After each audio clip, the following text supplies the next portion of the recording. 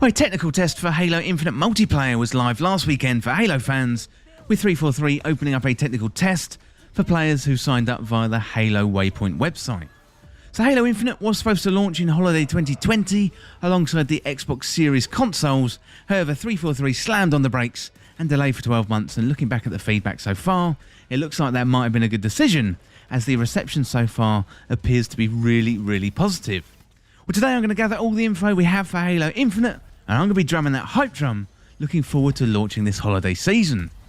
Well, 343 first announced Halo Infinite back at 2018's E3, and we got a much better look at E3 2020. However, the gameplay was met with a pretty poor reception, so it went back into development for an additional 12 months. This was a major blow to 343 Studios and Microsoft too, given that Halo was going to be their flagship title, launching alongside all the new consoles in the form of the Xbox Series S and X. Well, recently Halo had a technical test for Halo Infinite multiplayer, which went out to a select number of users, and feedback from that technical test appears to be really positive so far. So players were pit against bots in the first technical test. So multiplayer has the potential to be massive for Halo Infinite, given it's going to be free to play. Hopefully this means the audience is going to be huge, which is really important in the multiplayer shooter space, because there's plenty of competition in the arena shooter area out there, like Apex Legends, Splitgate, Destiny 2 and also Call of Duty as well. So as well as being free to play, it's going to support 120 FPS on the Xbox Series X, plus the main game will launch on Game Pass on day one. So we want Infinite to grow over time, versus going to those numbered titles and having all that segmentation that we had before. Former Halo Infinite studio head Chris Lee said in an interview with IGN, "It's really about creating Halo Infinite as the start of the next 10 years for Halo, and building on that as we go with our fans and community." So multiplayer is looking really good. However, let's have a look at the rest of the game. So Halo Infinite is going to have much more of an open world than past Halo games. So 343 says there's going to be a linear story to Halo Infinite, but we saw in the gameplay reveal a huge map with various objectives. So what you saw in that demo that we showed, you've got this map. So there's a huge open section of the ring. As you get to that point in the game, this is several hours into the campaign, then you've got the ability to traverse that whole area and explore where you want to go on the ring, studio head Chris Lee told IGN. So that's what we mean by open and explore different places that you can go to.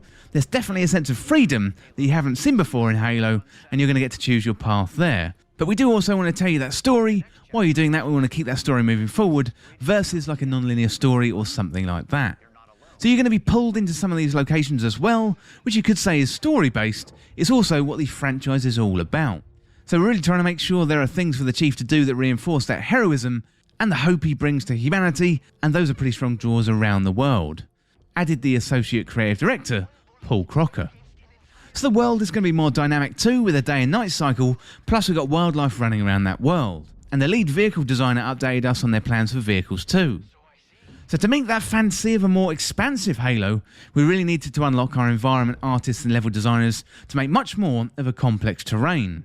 So early on, I made the promise to these teams that if they made awesome looking environments, we'd make the vehicles able to traverse them. So we've got dev builds of all the older Halos going back to CE, and this terrain is in order of magnitudes more difficult, and while this caused a significant retuning of the core vehicles that have been in every Halo, when you see the gorgeous environments of Infinite, I definitely think it's going to be worth it.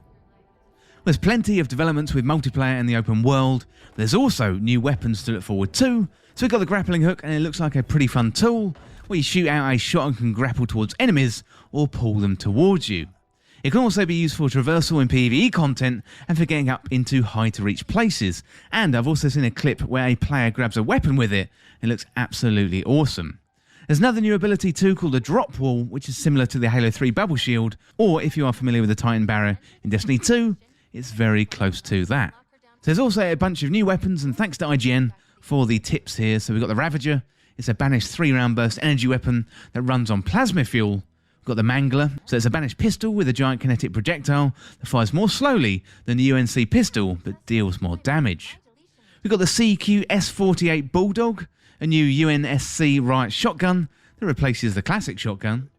We've got the VK-78 Commando, so this is a rifle that can go in full auto and is good for mid-long range. We've got the Pulse Carbine, a familiar but not quite identical version of the classic Covenant Carbine weapon. So loads to be excited about there, but I have saved one of the best headlines for last, and that is Forge Mode. So Forge Mode is being developed separately by Skybox Labs, the studio that helped out with Halo 5's PC map making tool for Halo 5 Forge. So there's definitely loads to be excited about. So multiplayer looks like it's on track to be a big hit, plus it's free to play, and we've got Forge Mode too. You know, free to play plus Forge Mode could potentially put the Infinite in Halo Infinite, with players able to make content that could last forever. So I'd love to hear what you think of Halo Infinite. Get in contact on Patreon. I'd love to read out your questions or your comments on the show. Well, that is it for everything we know about Halo Infinite so far. Really looking forward to Halo Infinite. I can't wait to see the release date. Hopefully it's going to be coming sometime mid-November, but let's wait and see what Microsoft and 343 Studios say. Well, that is it for Halo Infinite for now, and as always, thank you so much for watching.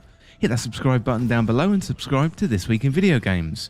If you want to join the community, check out the Discord link in the description, or you can follow me on Twitter at TWIVG Podcast. If you enjoyed this video, found it useful, liking and sharing the video would really help me out. Otherwise, check out the other videos on the channel. Thanks again. I'll see you soon.